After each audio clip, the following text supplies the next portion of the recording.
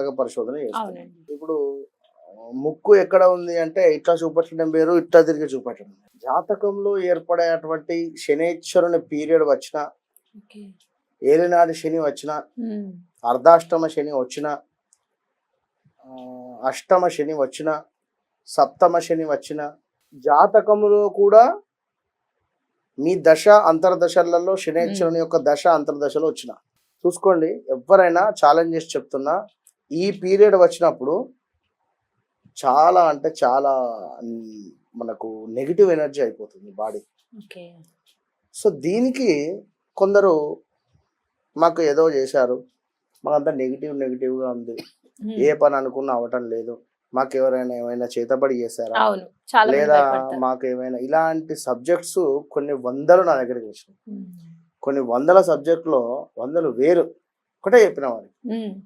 First మీకు ఆ mind నుంచి అది డిలీట్ చేసేసండి, అది లేదు. శని పీరియడ్లో దశ అంత వాళ్ళకి చూపెట్టిన, బోర్డు మీద వేసి మరి వాళ్ళకి క్లియర్గా చూపెట్టిన, ఇగో అమ్మ ఈ టైం నుండి ఈ టైం దాకా అవునా కాదా, ఎస్ అవును, నేను పాయింట్అవుట్ చేసి వారికి చెప్పిన, నిజమే గురువు గారు. సో మీరు